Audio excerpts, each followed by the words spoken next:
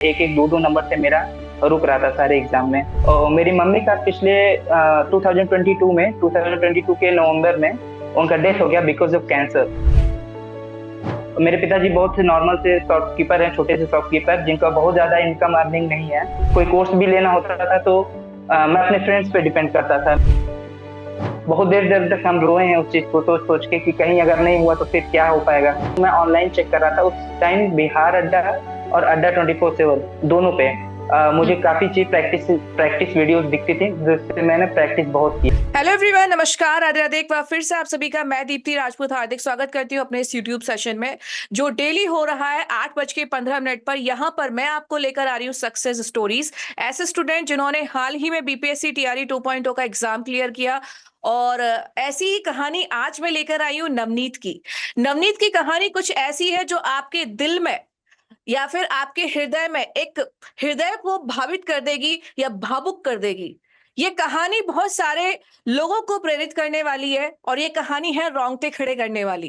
तो इस कहानी को एंड तक आपको देखना है ताकि आपको भी पता चले कि एक स्टूडेंट लाइफ में कितना स्ट्रगल होता है और एक स्टूडेंट किस हद तक स्ट्रगल को फेस करते हुए एग्जाम को क्लियर भी करता है और बहुत सारी रेस्पॉन्सिबिलिटी को भी निभाता है। आप में से भी बहुत सारे स्टूडेंट ऐसे होंगे जो ऐसी प्रॉब्लम्स को फेस करते हैं और शायद कह भी नहीं पाते, और कई बार बहुत सारे स्टूडेंट ऐसा डिप्रेस्ड फील करते हैं। लेकिन उन चीजों से बाहर कैसे निकलना है, कैसे हमें सक्सेस को पाना है, ये कहानी आपको प्रेरित करेगी नवनीत जी के माध्यम से। तो हमारे साथ जुड़ चुके हैं बीपीएससी टीआरई 2.0 में सेलेक्ट हुए नवनीत कुमार गुप्ता। नवनीत, आपका बहुत बहुत स्वागत है हमारे यूट्यूब चैनल पर। कैसा फील हो शुक्रिया रहा मैम, थैंक यू। है एग्जाम क्लियर करने के बाद?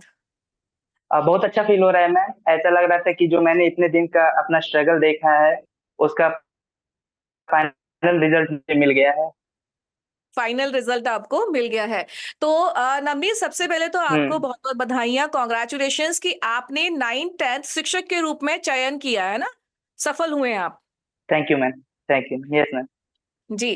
तो नवनीत, एक बार बताइए आपकी आप कहाँ से बिलोंग करते हैं और आपकी क्वालिफिकेशन क्या है? मैम बेसिकली मैं उत्तर प्रदेश स्टेट का रहने वाला हूँ।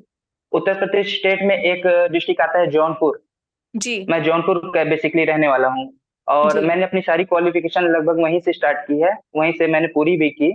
हम्म। और बाद में मैंने टीआरई 2.0 का अपना तैयारी किया भी वहीं से रह के, घर पे ही रह के किया। मैंने कहीं जाके उसका कोचिंग वगैरह किसी से नहीं लिया, ऑनलाइन अड्डा के मदद से और भी प्रैक्टिस सेट की वजह मदद से मैंने सारा प्रिपरेशन वहीं घर पे रहते हुए किया और उसके बाद वहां से मैंने अपना सक्सेस प्राप्त किया। आपने सक्सेस पा लिया। अच्छा नवनीत, ये बताइए आपकी आपकी क्वालिफिकेशन क्या है ताकि स्टूडेंट्स को पता चले कि आपने क्या क्या किया हुआ है। मैम मैंने ग्रेजुएशन किया है इग्नू से, Indira Gandhi national open university से। जी। ठीक है। और उसके बाद मैंने बीएड में एनरोल किया एंड मेरा बीएड में सेशन 2020 से 2022 तक रहा। जी। उसके बाद मैंने सीटेट क्वालिफाई किया। एस्टेट का जो बिहार का वैकेंसी फॉर्म आया था जी। अभी टीआरई 1 के आसपास, तो जी। उसको मैंने फिर क्वालिफाई किया। उसके बाद टीआरई 2.0 का मैंने एग्जाम दिया और उसके बाद मैंने सक्सेस किया उसमें। Okay, that's great. नवनीत, ये बताएंगे एक बार आप मुझे कि आपने आपका ये जो प्रयास था कॉम्पिटिटिव एग्जाम का, ये आपका पहला प्रयास था या आप इससे पहले भी किसी और गवर्नमेंट एग्जाम की तैयारी में जुड़े हुए थे? मैम इससे पहले मैंने टीआरई 1.0 दिया था। जी। उसमें मैंने प्राइमरी टीचर के लिए वैकेंसी के लिए मैंने एग्जाम दिया था। अनलकी हुआ उसमें क्योंकि प्राइमरी में से बीएड को बाहर कर दिया गया तो हम मेरा उसमें जी। सिलेक्शन नहीं हुआ। हालांकि मैम मेरा उसमें नंबर बहुत अच्छा आया था, मुझे जहां तक उम्मीद तक मेरा हो जाएगा, फिर भी हम्म। मेरा उसमें हुआ नहीं। और उसके पहले भी मैंने और भी एग्जाम की तैयारी एग्जाम दिए हैं। जैसे मैंने पहले स्टार्टिंग यूपीएससी से किया था, जी। यूपीएससी यूपीपीएससी इन सब से। और जी। उसके बाद और भी मैंने एग्जाम जैसे सीजीएल एसएससी वगैरह, यूपीएसआई का भी मैंने बहुत दिया। एक एक दो दो नंबर से मेरा रुक रहा था सारे एग्जाम में। तो मुझे एक बार लग रहा था कि कभी ना कभी तो बाउंड्री के उस पार जाऊंगा, क्योंकि बाउंड्री से इस पार एक दो नंबर से रुकना वो अनलकी रहा मेरे लिए कई एग्जाम में। हाँ। हाँ। तो जैसे ये होता है ना, आपने बोला कि 1-2 नंबर से रह जाना, यहाँ पर हमें हम्म। जरूरत होती है मोटिवेट रहने की। ऐसा ये टाइम एक ऐसा होता है जो स्टूडेंट की लाइफ में डिप्रेशन भी ला सकता है, कि 1-2 नंबर से बार बार रह जाना। बट आप उसको कैसे मैनेज किया और आपकी सफलता का राज क्या है? मैम जो एक दो नंबर से रुकता था ना सारा एग्जाम, उसमें डिमोटिवेशन तो होता ही था बहुत ज्यादा, क्योंकि मन में ये फीलिंग आता था कि पता नहीं मेरी लाइफ किधर जाएगी। मेरे साथ एक और सिचुएशन ये था कि मेरे माँ नहीं है, मेरी मम्मी नहीं है। ठीक है। और मेरी मम्मी का पिछले 2022 के नवंबर में उनका डेथ हो हम्म। गया because of cancer. She was suffering from cancer from the last 3 years. उन 3 साल से वो कैंसर हम्म। से जूझ रही थी। और उस वजह से मेरी पढ़ाई एकदम ब्रेक हो गई थी बीच में। 3 साल मैंने पढ़ाई नहीं की है मैम। 2019 टू 2022 बस मैंने बीएड किया 2 साल। और उसके हम्म। अलावा मैंने कोई एग्जाम की तैयारी नहीं कर पाया, क्योंकि मेरे पास उतना टाइम नहीं होता था। उनको लेके मैं कभी बॉम्बे में, कभी दिल्ली में, ऐसे बड़े बड़े सिटीज में उनको लेकर मैं हॉस्पिटल में दौड़ता रहा। और उस वजह से मेरी पढ़ाई रुक गई। उसके बाद फिर 2022 में जब मेरी मम्मी का देहांत हुआ, उसके बाद याद होगा कि उसी टाइम पे केवीएस का एग्जाम आया था, केवीएस का फॉर्म आया था। जी। केवीएस का फॉर्म मैंने एग्जाम दिया, और मेरा भी उसमें अच्छा नंबर आया, लेकिन बस वही था कि बीएड को बाहर किया प्राइमरी से, और हम्म। उसमें मैं बाहर हो गया। अनलकी रहा मैम, क्योंकि बहुत से एग्जाम ऐसे रहे जिनको मैं देते देते मेरा बहुत से एग्जाम देते देते जो है टाइम निकल रहा था। पिछले 1 साल से मैं लगातार कई एग्जाम दिया। जी। 2023 में जाके मेरा टीआरई 2.0 में जाके मेरा नाम उस पीडीएफ में दिखाई दिया, तो मुझे समझ में आया कि अब हो गया, जितना दिन का था सारा। आपकी कहानी वाकई में बहुत अच्छी है और मैंने जैसे बोला था शुरुआत में ही कि आपके हम सबके हृदय को भावुक कर देने वाली कहानी है ये, क्योंकि 3 साल तक आप लगातार माँ के साथ दौड़ते रहे, भागते रहे और उस टाइम पे पेशेंस की भी जरूरत पड़ी होगी, उस टाइम पे खुद को मोटिवेशन की भी जरूरत पड़ी होगी और लगातार एग्जाम के साथ भी जुड़े रहना, तो आपके लिए मैं हेड्स ऑफ कहना चाहूंगी। बिकॉज ये जो पावर है ना, ये मैन पावर है, इसको हम बोलेंगे कि एक जो एक क्या बोलेंगे इसको, मैन के अंदर की जो एक होता है विल ना कि पावर सामने होता वाले है। को हम दिखा नहीं सकते, सामने वाले को हम दिखा नहीं सकते, लेकिन हम वो लगातार मैं जुड़े किसी हैं। को दिखा नहीं सकता था उस टाइम। जो मेरी कंडीशन थी ना, हाँ। बस मेरा एक छोटा भाई है वो देख पाया है, और मेरे पिताजी, बस 2 लोग। और मेरे पिताजी बहुत से नॉर्मल से शॉपकीपर हैं, छोटे से शॉपकीपर, जिनका बहुत ज्यादा इनकम अर्निंग नहीं है। और हाँ। जितना भी इनकी अर्निंग थी उस मम्मी के इलाज में सब कुछ चला गया। तो जी। बहुत प्रॉब्लम होता था कि मम्मी पापा से कह पाना कि मुझे इस चीज की तैयारी करनी है, मुझे इसके लिए पैसे चाहिए, उसके लिए पैसे चाहिए।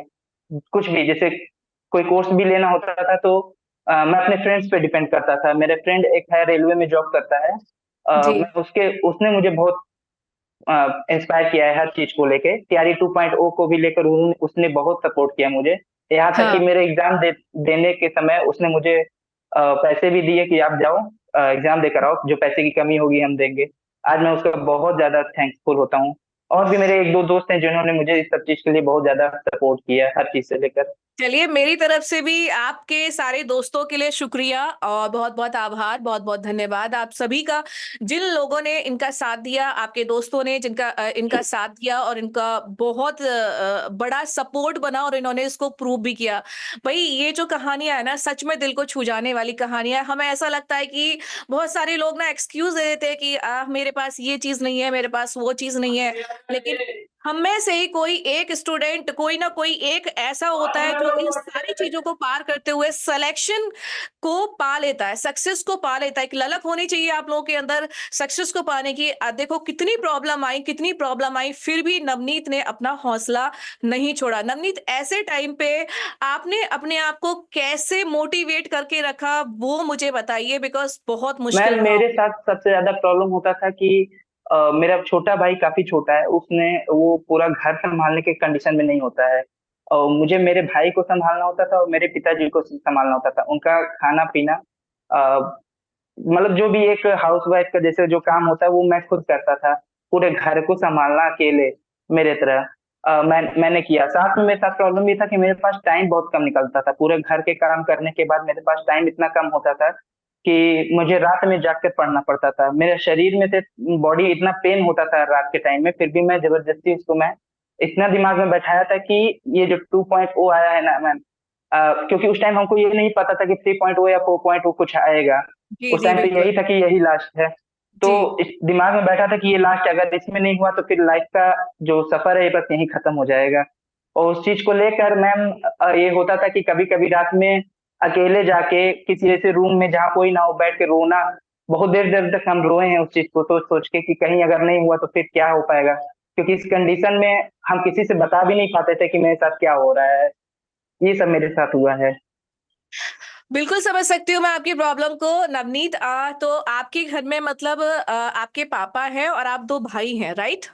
बस मैं और मेरा सिस्टर छोटा भाई। सिस्टर होती तो सिस्टर संभाल लेती, लेकिन आपने सिस्टर कोई का नहीं है काम, मैम। मदर का लेडीज कोई भी काम, नहीं है मेरे घर में। पूरा फैमिली को आपने खुद ही संभाला है। Yes ma'am.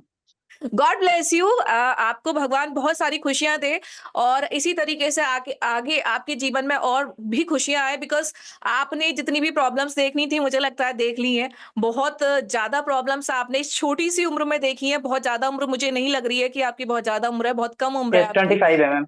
लो 25 की उम्र में आपने वो चीजें देख ली जो इंसान सोच भी नहीं पाता है। मतलब वो स्ट्रगल आपने देख लिया, माँ का देहांत आपने देख लिया और बहुत चीजें आपने देख ली और पूरा घर को संभाला है। जहां पर आ, अगर मैं लड़कियों की बात कहूँ या लड़कों की बात कहूँ, तो जैसे मान लो कोई जॉब कर रहा है, जॉब के साथ साथ पढ़ाई कर रहा है, तो वो ये सोचेगा कि यार मैं तो जॉब कर रहा हूँ, टाइम कैसे निकालूं। कोई घर पे अगर कोई मैरिड है, वो तैयारी कर रही है, तो वो ये सोच लेंगी कि मेरे पास इतनी सारी जिम्मेदारी है, मैं कैसे टाइम निकालूं। पर आप तो यार क्या बोलूं मैं, ऑलराउंडर निकले। मतलब आपने माँ का फर्ज, बहन का फर्ज, घर का पूरा काम देखना और सारी चीजों को झेलते हुए आपने ये सिलेक्शन पाया है and really you deserve it. आप इसको डिजर्व करते हो और मैं चाहूंगी कि आपके जीवन में आगे बहुत सारी खुशियां आए। भगवान आपको बहुत सारी खुशियों से ब्लेस करे। तो थैंक यू मैम। मुझे ये बताओ नवनीत कि आप कितने घंटे पढ़ाई करते थे फिर, क्योंकि आपने पूरा बताया जैसे कि आप पूरा घर की चीजों को संभाल रहे हो, तो कितने घंटे आपको मिल जाता होगा और कौन सा टाइम आपने ऐसा चुना कि मुझे इस वक्त इंग्लिश पढ़ना है या इस वक्त मुझे जनरल पेपर पढ़ना है? कैसे आपने मैनेज किया इन चीजों को?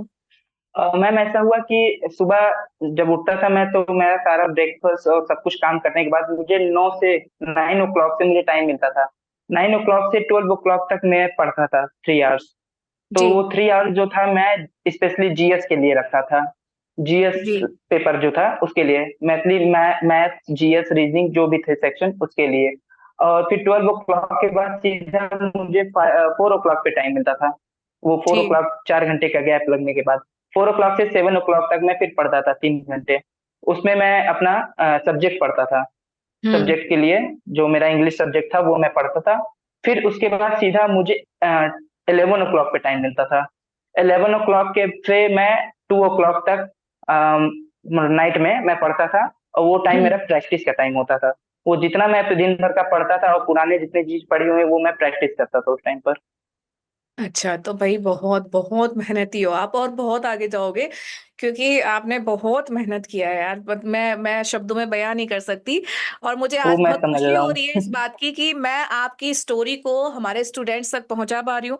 मुझे बहुत खुशी हो रही है इस बात की कि ये स्टोरी बहुत सारे पेरेंट्स भी सुनेंगे और बहुत सारे स्टूडेंट्स भी सुनेंगे, जिनको वाकई बहुत प्रेरणा मिलने वाली है। बिकॉज क्या होता है ना लाइफ में कि हम बस चीजों को बस चीजों को क्या कर रहे होते हैं हम लोग, बस ये सोच रहे होते हैं कि हाँ ठीक है, हो जाएगा हो जाएगा हो जाएगा। बट आपने उसमें भी चेंज किया, आपने खुद को संभाला और पूरी की पूरी जर्नी को आपने सक्सेसफुल बनाया। अच्छा ये बताइए कि आपको बिहार अड्डा के बारे में कैसे पता चला?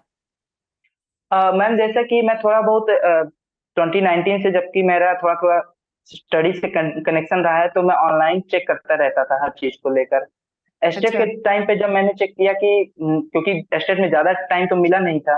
जी। मुझे यहाँ तक याद है कि मेरे फ्रेंड ने एस्टेट फॉर्म के लास्ट डे पर, वो भी जी। लास्ट आवर में, जब फॉर्म खत्म होने का लास्ट आवर बचा था तब उसने मेरा फॉर्म भरा था मुझसे लड़कर। मैं नहीं भर रहा था उसको। ठीक अच्छा। है। अच्छा। हाँ। तो वो लड़के मुझसे वो फॉर्म भरा था और मुझे रिवीजन का टाइम नहीं मिला था तो मैं ऑनलाइन चेक कर रहा था उस टाइम बिहार अड्डा और अड्डा 24/7 दोनों पे। हम्म। मुझे काफी चीज प्रैक्टिस प्रैक्टिस वीडियोस दिखती थी जिससे मैंने प्रैक्टिस बहुत की अपने टाइम पे। और वो मेरा जो पेपर था वो 8 से 10 दिन के गैप पे था, मतलब फॉर्म भरने से 8 से 10 दिन के हाँ वो 8 दिन टाइम 8 दिन मिला के था। गैप पर था।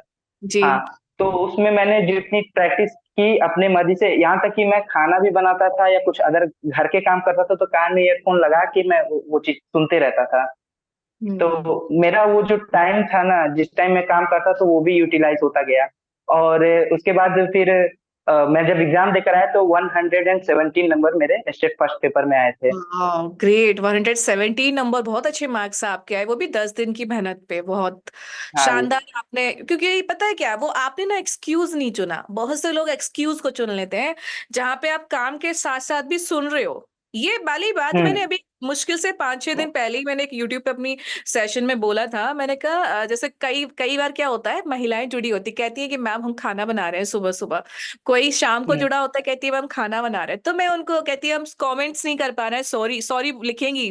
तो मैं वहां पर ये बोलती हूँ कि कोई बात नहीं, कमेंट नहीं कर पा रहे हो, इट्स ओके, बस आप सुनते रहो, मुझे सुनते रहोगे तो भी आपको उससे मैं सीखने को मिलेगा। मैं क्या करता था मैम कि जब मैं सुनता था ना तो मैं एक अपने पॉकेट में एक पेज, एक सादा पेज और एक पेन रखता था।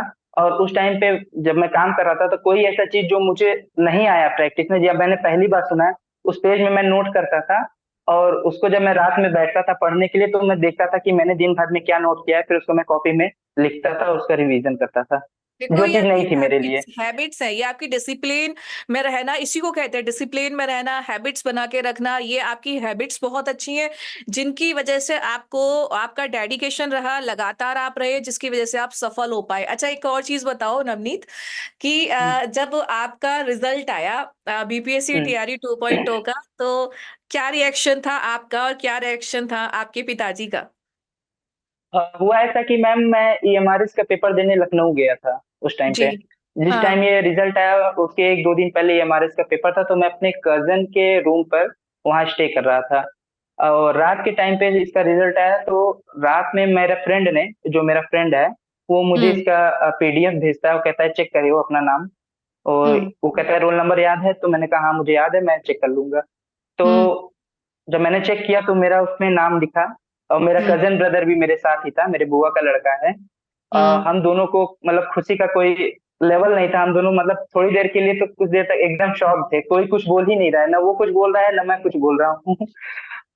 अच्छा ये हुआ। फिर जितने फ्रेंड्स थे मेरे, वो लोग हम्म। सब ने मुझे कॉल किया। उस टाइम ऐसा हुआ कि रात के टाइम में आया था तो घर पे सब सो चुके थे। तो मैं हम्म। अपने छोटे भाई को कॉल किया।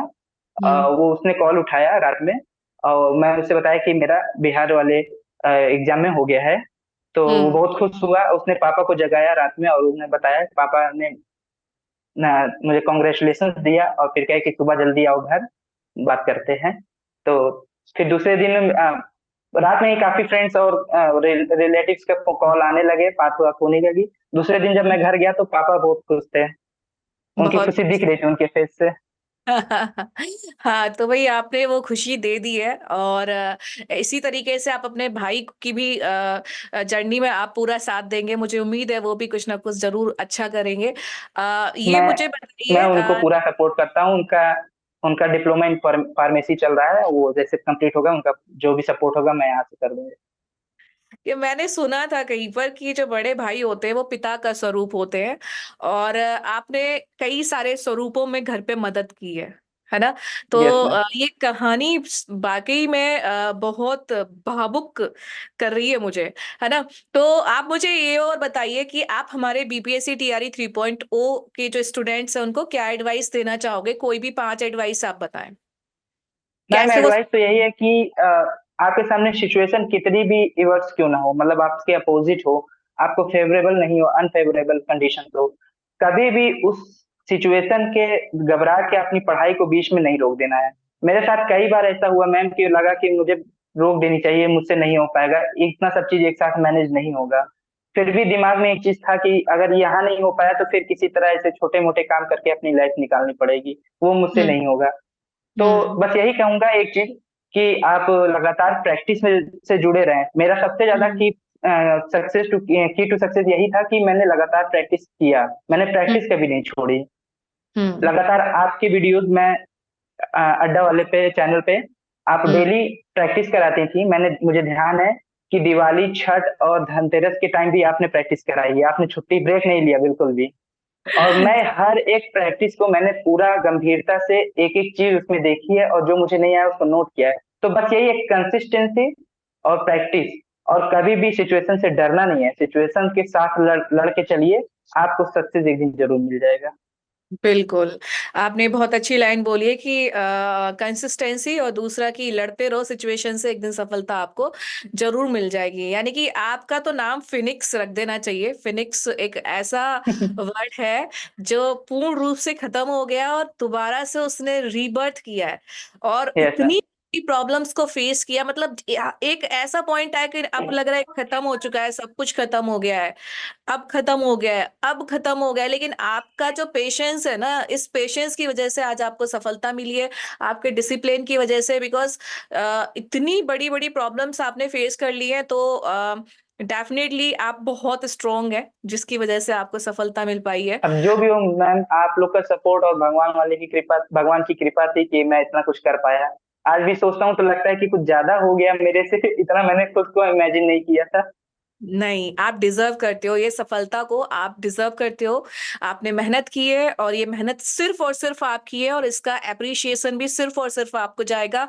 आप इसी तरीके से आगे बढ़ते रहें, और इसी तरीके से आप सफल होते रहें। और ये कहानी हमारे बहुत सारे स्टूडेंट को प्रेरणादायक स्रोत बनने वाली है। नवनीत, और कोई भी एक लाइन आप कहना चाहें हमारे स्टूडेंट्स के लिए? बस एक ही चीज है मैम, कि हार न माने। सिचुएशन कुछ भी हो, हार ना माने। यही मैंने अपनी लाइफ में बस यही एक चीज सीखा, कि हार नहीं मानिए। आप अगर हार नहीं मारेंगे, सिचुएशन कैसी भी हो, आप माउंटेन तक आप खिसका सकते हैं। इतना आपकी सिचुएशन में, इतना आपका विल पावर होता है। बस मैं अच्छा। इतना ही समझा इतने दिन में। अच्छा, ये बताइए कि आपकी प्रेजेंट टाइम पे जो पढ़ा रहे हो, आप कहाँ पे पढ़ा रहे हो, किस डिस्ट्रिक्ट में, और आपकी ट्रेनिंग कहाँ पे हुई? मैम मेरी ट्रेनिंग पटना में हुई है, जी। और मैं पढ़ा भी रहा हूँ पटना में ही। ओके, तो पटना में कोई गांव है, क्या है मतलब? पटना में बाढ़ एरिया है। ओके। सुना होगा। बाढ़ बख्तियारपुर के आगे पड़ता है। मैं वहां पे पढ़ा रहा हूँ इस टाइम पर। के लिए तो काफी दूर हो जाता होगा, बिकॉज उत्तर प्रदेश एंड उधर, है ना? अब क्या करें मैम, जॉब है नहीं, तो करना बेस्ट है। पड़ेगा। हाँ, बिल्कुल, कोई नहीं। जब आपके पास अभी तो जॉब है, तो उसको कंटिन्यू रखिए, बाकी और भी तैयारी में जुड़े रहिए। और बहुत हम्म। खुशी मिली, आप बिकॉज यूपी से बिलोंग करते हैं, सबसे पहली बात ये। सो हम्म। थैंक यू नवनीत, हमारे साथ जुड़े रहने के लिए, and thank you so much अपनी कहानी को हमारे साथ शेयर करने के लिए। मुझे आपकी कहानी से मुझे भी प्रेरणा मिल रही है, और हमारे सारे स्टूडेंट्स को भी प्रेरणा मिलेगी। और मैं एक बार फिर से आपके पूरे परिवार को बधाई देना चाहती हूँ कि कॉन्ग्रेचुलेशन सभी को, और जितने भी हमारे स्टूडेंट देख रहे हैं, मैं उन सभी से कहना चाहती हूँ, सीखिए नवनीत से। ऐसा फेज किसी के लाइफ में ना आए, और अगर है तो आप उसको पेशेंस के साथ आप उसको देखें, आप उसमें आगे बढ़े। कभी ये ना सोचे कि नहीं यार, सब कुछ खत्म हो गया। बिकॉज सुना है ना आप सभी ने कि जब जब आपको ऐसा महसूस होगा, जब जब आपको ऐसा महसूस होगा कि सब कुछ खत्म हो रहा है, कोई रास्ता नजर नहीं आ रहा है, रास्ते वहीं से शुरू होते हैं, और सफलता की कहानी वहीं से शुरू होती है।